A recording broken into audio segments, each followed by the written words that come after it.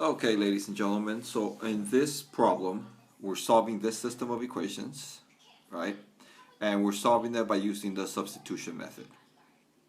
So in order to use the substitution method, you have to have at least one equation starting with either x equals or y equals. And as we can see over here, we have one equation that starts with y equals 4x minus 8, which is telling us that y is 4x minus 8. So since I already know the value of y for one equation, I already know that the value of y for this equation is 4 minus 8, then I can take this value of y, 4x minus 8, and substitute it right here for the y in the second equation. So I'm going to rewrite negative 8x,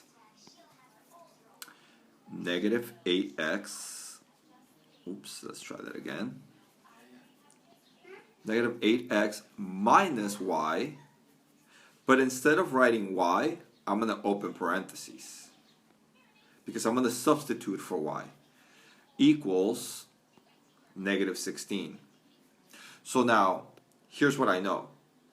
I know that this open parentheses here used to be this y. I know that the value of y is 4x minus 8, which means wherever y is, I can substitute with 4x minus 8. Well, here's where y was. So now instead of writing y, I'm going to write 4x minus 8 right over here. So now we have 4x minus 8 right here, because that is the value of y. That's where the substitution takes place. So now I have an equation with just one variable, x, which means I can solve for x. Remember that when you solve a system of equations, you're solving for where these two equations, when you graph them, at what point they'll meet. Because when you graph this equation, negative 8x minus y equals negative 16, when you graph this equation, you should get a straight line.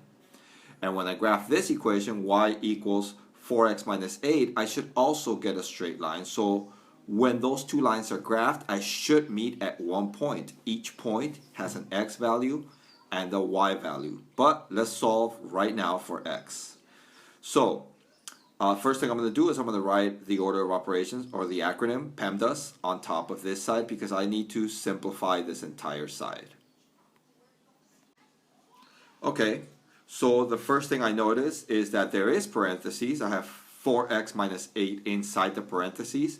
There's an operation, there's subtraction, but I can't really subtract 8 from 4x because they are unlike terms. So I can't really work within the parentheses. I don't see exponents, so I'm going to cross that out as well. Then I have multiplication, division, right? And you might think that there's no multiplication going on here, but there is, because this negative is not just a negative. This is a negative 1. So this negative 1 here is going to be multiplied times 4x and negative 8. So I'm going to write negative 1 multiplied times 4x, and I'm also going to write negative 1 multiplied times negative 8. So now we have negative 1 times 4x and negative 1 times negative 8. But I still haven't multiplied, so I still have to multiply. Negative 1 times 4x will get me negative 4x. And negative 1 times negative 8 is going to be positive 8, so this is going to be plus 8. And I'm going to bring everything else down.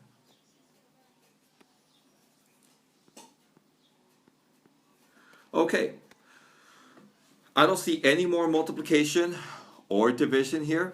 So multiplication and division, I'm done with. Addition, subtraction. Well, I got negative 8x minus 4x, so I can actually combine these because they are like terms.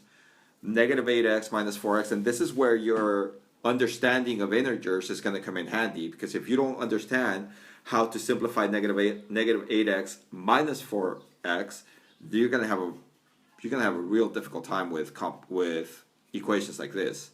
So we got negative 8x minus 4x, and that gives us negative 4x plus 8 equals negative 16. Okay, So at this point, I cannot add 8 to negative 4x because they are unlike terms. So I'm done with addition and subtraction. So once I'm done simplifying, then I'm balancing. I want that negative 4x by itself, which means I got to get rid of this positive 8. So I'm subtracting 8 from each side. And now what I have is negative 4x equals negative 24.